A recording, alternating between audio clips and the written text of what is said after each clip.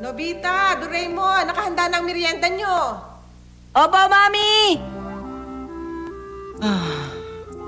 Merienda na! Merienda na! Hoy! Nobita, merienda na raw! Sige.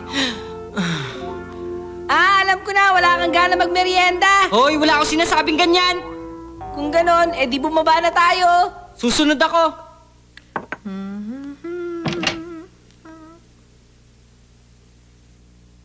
Wow, donut ang merienda, kakain na ako. Ang sarap naman ito, Mami. Doon yan sa tapat ng istasyon ng tren. Mukha kasing masarap kaya bumili ako.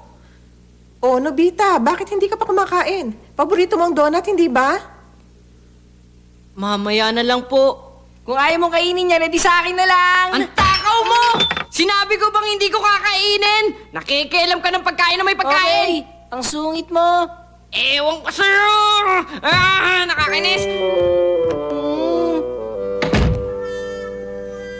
Bakit kaya nagkakagano si Nobita? Alam mo ba kung bakit, Doraemon? Nakapagtataka. Sa palagay ko may mabigat na problema si Nobita. Si Nobita mayroong mabigat na problema. Kakausapin ko nga muna si Nobita. Sayang naman yung donut kung hindi makakain.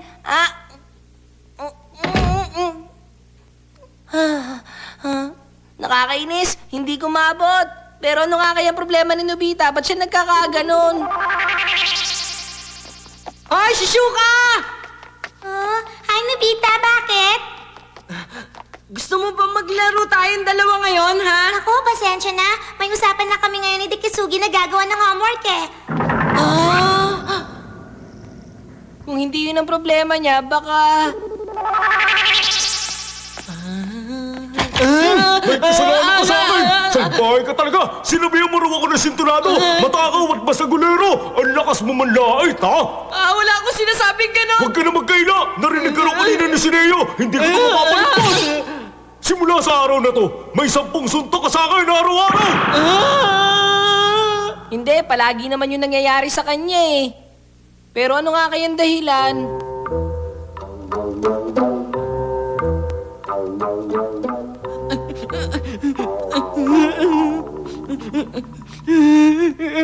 Tahan na. Naiintindihan kita, Nobita. Mami kasi...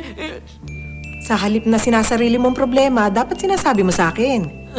Talaga po, Mami? Oo naman. Siyempre akong mami mo, Nobita.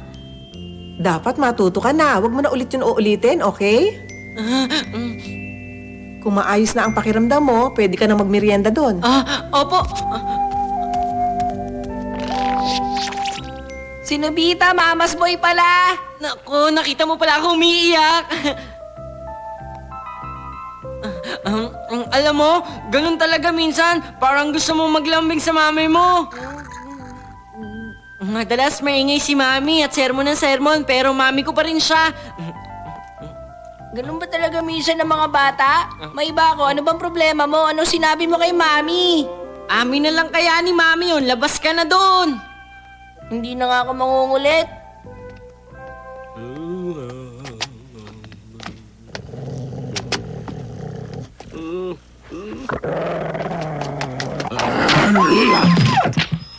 Loko kang aso ka. Mas matapang ka pa sa akin. Akala mo di kita papatulan. Hoy, nandito na ako. Pahingin tubig.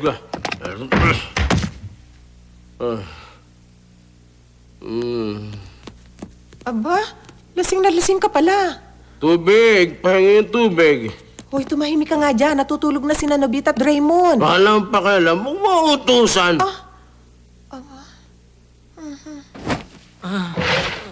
Parang may maingay yata sa baba, Doraemon.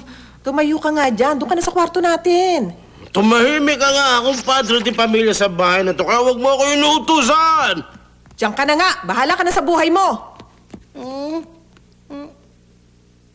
Daddy, kapag dito po kayo natulog, baka ubuhin kayo. Huwag mo nga akong sinesermo na Nobita. Akong daddy mo. Bata ka pa. Nagmamagaling ka na. Ay, si Daddy talaga. Doraemon, meron ako naisip. Ano kaya kung palabasin natin ngayon na magulang ni Daddy? Magulang niya? Ang mama ni Daddy, naisip ko lang na mas mabuti si Lola ang magsermon sa kanya. Magandang ideya yan. O sige, dali na natin siya doon sa time machine. Kaya lang, paano natin siya bubuhatin? Eh, ang bigat niya. Munti ka. Ito ang zero gravity crane! Kapag ginamit mo ang crane na yan, kahit na gaano pa kabigat ang bubuhatin, baliwala lang sa kanya. Ito ang remote control.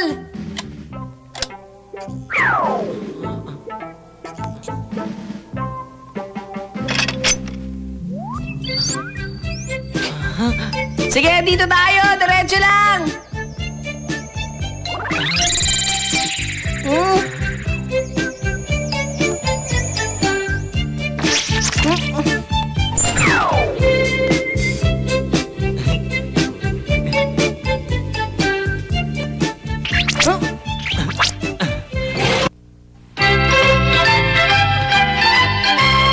Sige po. Paalis yata sila, Mami. Saan kaya sila pupunta? Pagkakataon na natin to, Nobita. Bilis, punta mo na ang lola mo. Pero, paano ako magpapaliwanag sa kanya? Basta pumunta ka muna kasi ron. Lola, pasensya na po kung nagulat kayo. Ang totoo po kasi. Ay, ikaw yung grade 5 student na nagpunta rito, hindi ba? Ha? Po, kung gano'n naaalala niyo po ako. Oo naman. Paano kita makakalimutan? Talaga po?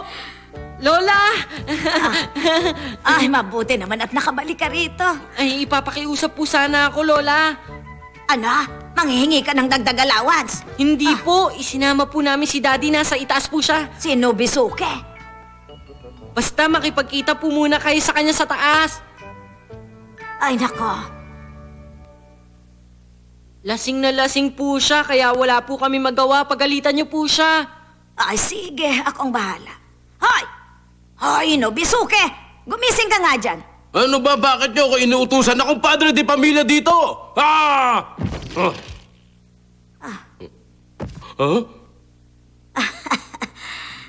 Ano, ha? Ay, mabuti naman at nahimasmasan ka na, anak. Mama. Ay, anak ko.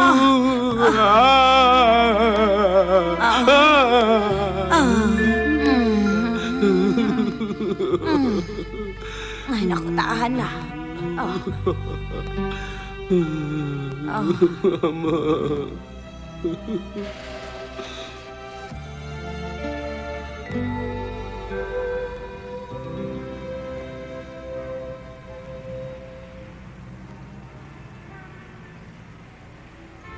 Alam mo, Nobita, kawawa naman ang matatanda. Bakit mo naman nasabi yan? Kasi sa mga panahon na nalulungkot sila at nahihirapan, wala man lang silang masasandalan o kaya taong magsasabi sa kanila ng dapat nilang gawin. Tama ka, Doraemon. Wala na mas matanda sa kanila. Nobita, inaanto ka na ba? Halika na, umuwi na tayo. Konti pa, dito muna tayo.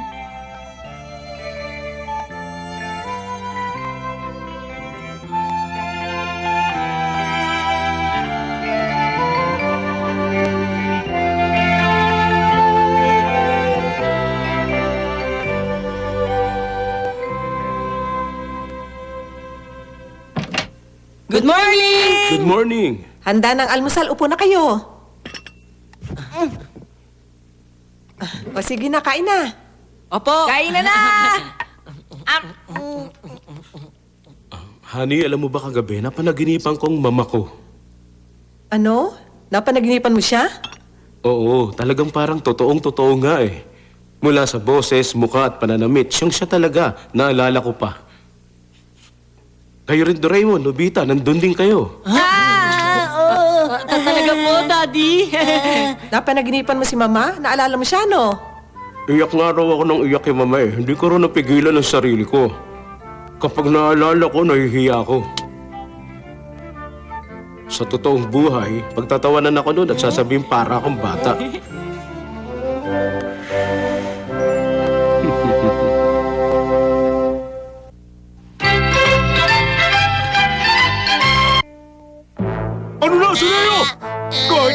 Pinag-utusan na kita, ayaw mo pa rin pumayag, ha? Kasi kahit ano pang gawin natin, imposible yun eh. Anong pinagsasasabi mo imposible? Hindi ba lagi mo nga pinagmamalaki sa akin na kaibigan ng papa mo ang presidente ng isang TV station? Ha? Oo, ganun nga pero... Kung ganun, sabihin mo sa kanyang gusto ko makita sa TV at kumanta ng live! Pero... Nakikiusap ako sa'yo, pero kapag tinanggihan mo ako, alam mo na kung anong gagawin ko sa'yo, Sineo! Basta, asahan ko yun, okay? Tanda mo yun! Damulag! Ay... Nako, mukhang malaki problema mo, Suneo. Hindi kasi siya makaintindi. Hindi naman porkit kaibigan ng papa kong president ay sa TV station, ganun na lang siya kadaling makikita sa TV. Ano sa palagay niyo dapat kong gawin? Ikaw, Doraemon. Naku, masama ito. Doraemon, gawa mo naman ang paraan. Imposible ang gusto mo. Hindi na naman. Imposible ang gusto mo. Imposible na makita si Damulag sa TV. Doraemon, huwag ka naman kaya. Tulungan mo na ako. Gawan mo naman din ang paraan, Doraemon. Ang hirap kasi sa kanila kapag nakiusap sila sa akin, nakala nila lahat kaya kong gawin. Pero nakakaawa naman si Suneo. Wala ba talaga tayong magagawang tulong sa kanya? Pasensya na, pero wala talaga akong magagawa. Sigurado? Magwawala ng gusto si Damulag. Talagang hindi mo pinagbigyan ang kahilingan ko, ha? Ay, saklolo, tulungan niyo ako. Tama na! Ay, panaginip lang pala. Nag-aalala lang talaga ako kay Suneo. Dahil sa nakakatakot na panaginip na yon, naihituloy ako. Teka. Si Damulag!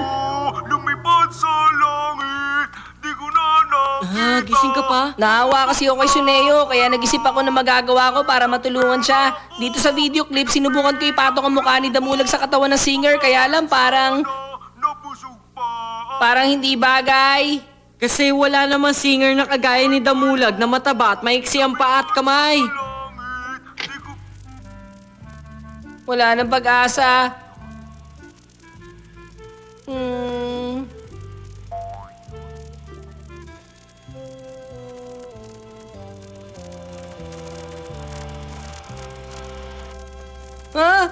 Alam ko na! Kung ganun, Nobita, posibleng lumabas si Damulag sa TV? Oo, bukas lalabas siya sa TV kaya mag-relax ka na. Wow, mabuti naman. Ipapalam ko na kagad to kay Damulag. Salamat, ha! Bye-bye!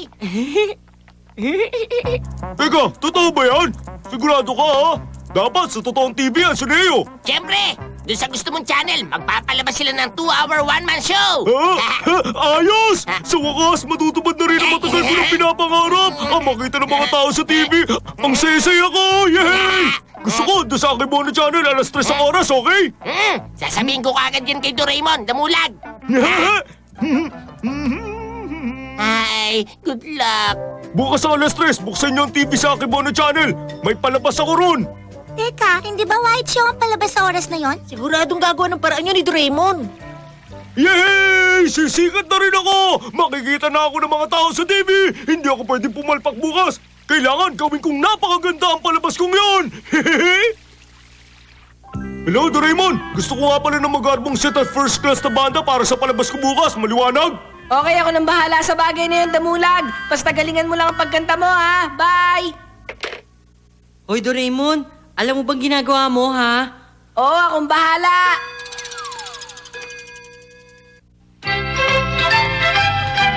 TV ng ganitong oras! Sa ganitong oras ka lang kasi pwede lumabas sa TV. Ngayon lang bakante ang mga channel dahil walang programa. Gigisingin na lang natin ang mga tao gamit ang windbell at ipabubukas natin ang mga TV nila. Wala mga maintenance at staff ng TV station ng ganitong oras, kaya malaya natin magagamit ang studio. Nakalakang pintuan. Siyempre naman. Eto, ang taas loop.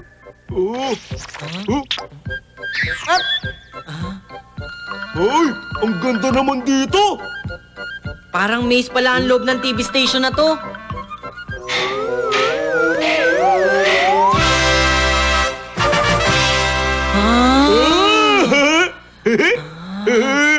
Ang laki ng studio na to. Oo nga! Hindi natin narobota ang camera. Sa pamamagitan nito, ikaw lang ang kukunan nila. Hop! Ito naman ang Mood Arousing Band.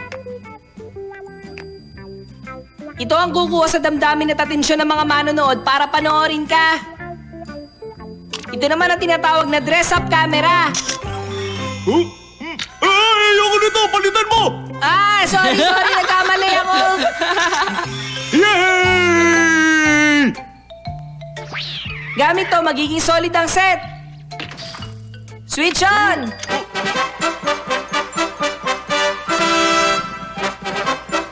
Maganda ka na! Malapit na mag-alas 3. Automatic nang gagalaw ang mga machine. At sa wakas, maririnig na rin ang buong mundo ang pagkanta ko! Gigisingin na muna namin ng mga tao.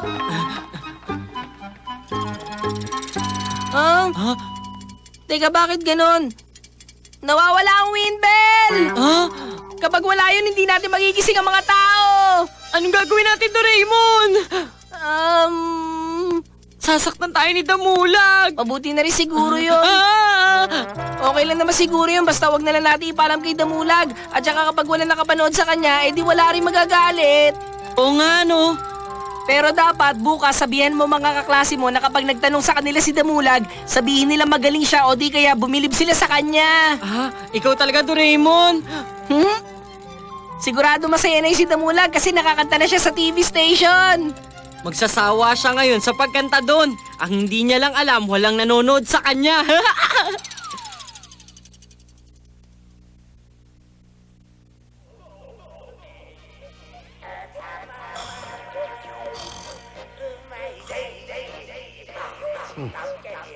Anong ingay na yan, ha? Ay, oo nga pala, naiwan ko nakabukas ang TV. Madaling araw na, bakit kaya may palabas pa? Ang pangit ng boses. Kilala kong mukha yan, kilala ko yan. Ang pangit ng boses niya. Naku naman, naku, ang sakit sa tenga. Papatayin kong TV. Mali, lalong lumakas.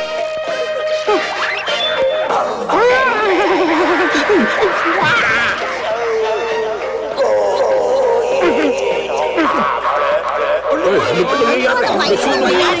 Ano ba yun? Ay, bumalik kayo!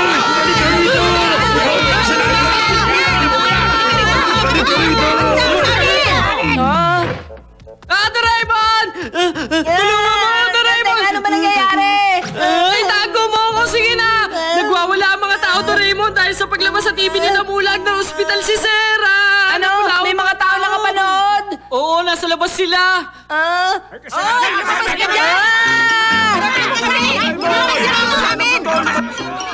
Anong gagawin natin? Hindi ko alam!